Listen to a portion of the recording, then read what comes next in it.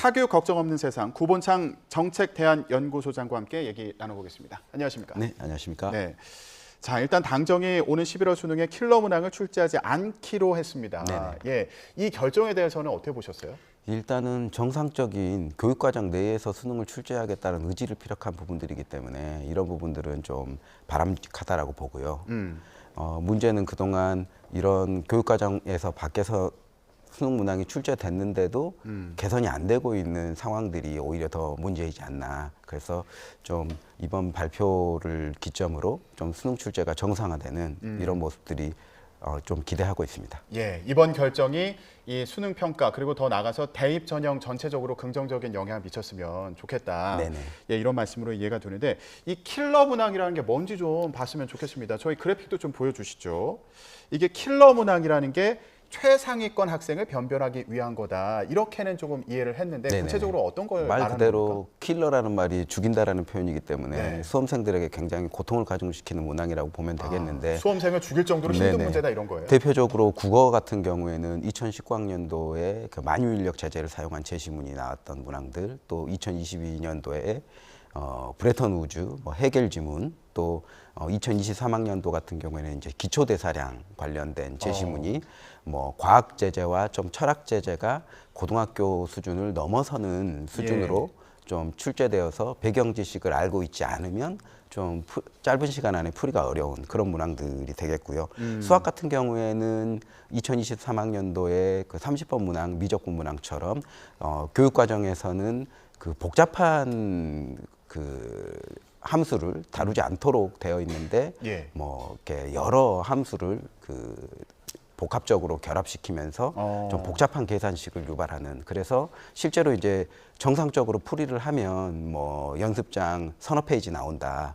그러니까 이 정해진 시간 안에 그 문제를 풀어야 되는 수험생들에게는 문제의 난도뿐만 아니라 문제를 대하는 그 스트레스까지 굉장히 고도로 주는 그런 문항들이 킬러 문항이라고 할 수 있겠습니다.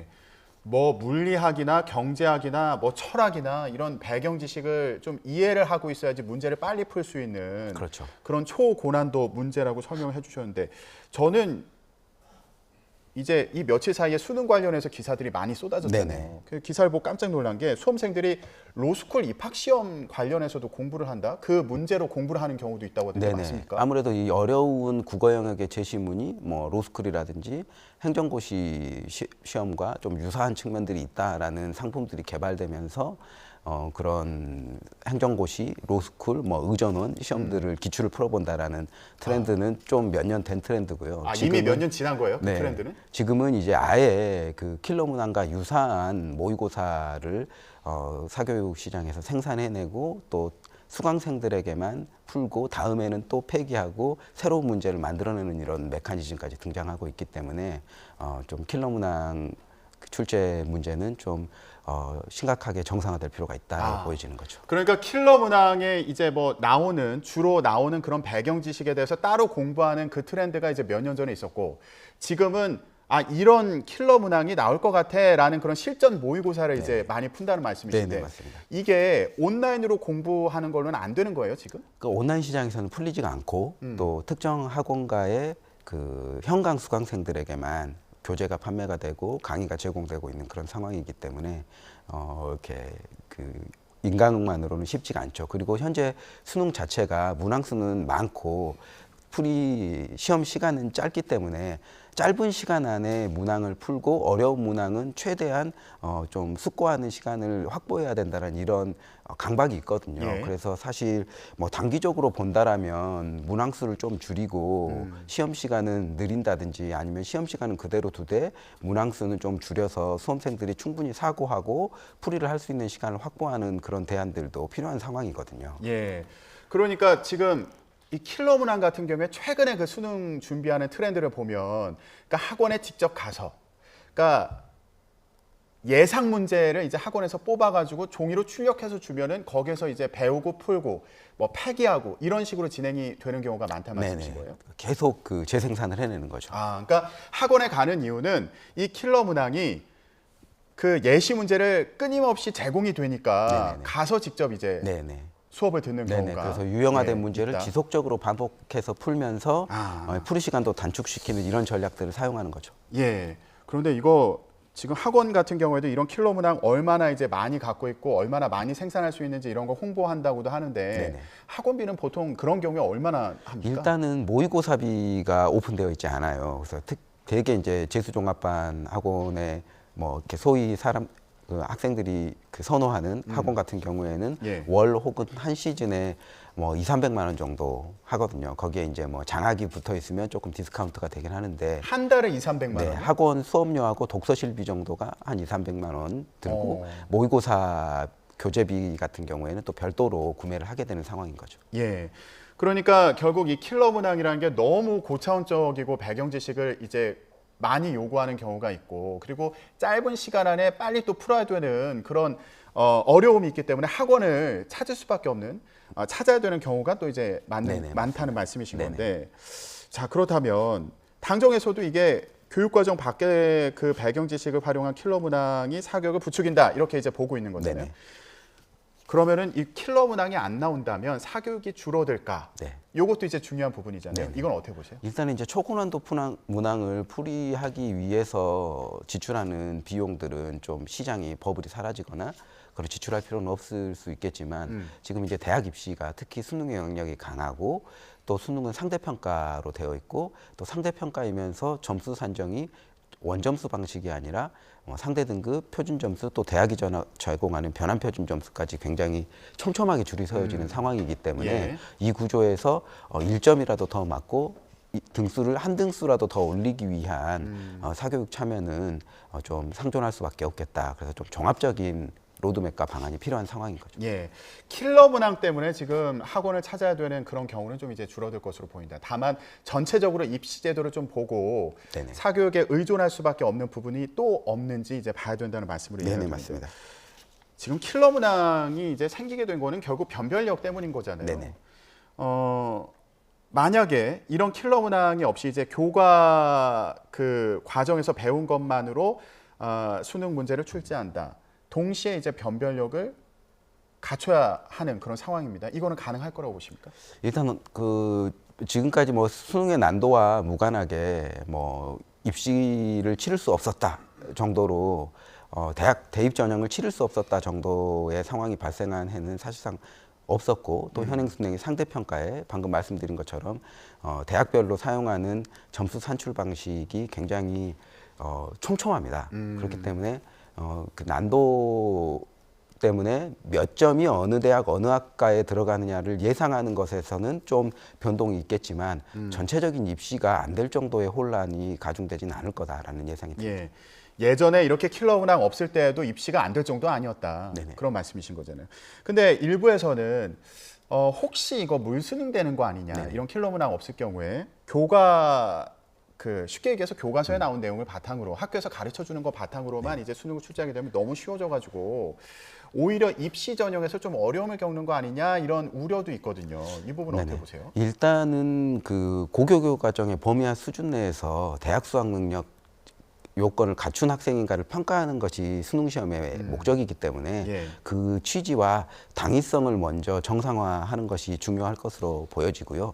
그 당장 올해 입시는 이미 모집 요강이 정해져 있고 2025학년도 입시까지는 시행 계획이 다 발표돼서 입시 전형을 어떻게 치른다라는 것이 세팅이 되어 있는 상황입니다. 예. 그래서 당장 24학년도 입시와 25학년도 입시는 해당 대학의 모집 요강이라든지 시행 계획을 보고 판단할 일이지 뭐 흔히들 뭐 사교육 시장에서 혼란이 가중될 거다, 뭐 그 혼돈이 가중될 거다 이런 것보다는 실제 그 학생이 지원하려는 대학과 학과의 모집 요강과 시행 계획들을 살펴보고 어떤 방식으로 입시를 준비하는 것이 맞겠다라는 판단을 하는 것이 더 중요할 것 같습니다. 변별력은 가질 수 있다고 보세요? 교과 내용만으로도? 네, 뭐 교육과정 수준이라는 것이 반드시 쉬운 수능으로 가는 거다라고 상치시킬 수 없는 부분들이 있기 때문에 출제진들이 여러 가지 상황들을 고려해서 교육과정 내에서 출제하면서 문항 수준을 고민을 한다라면 좀 충분히 가능할 거다라고 보고 있습니다.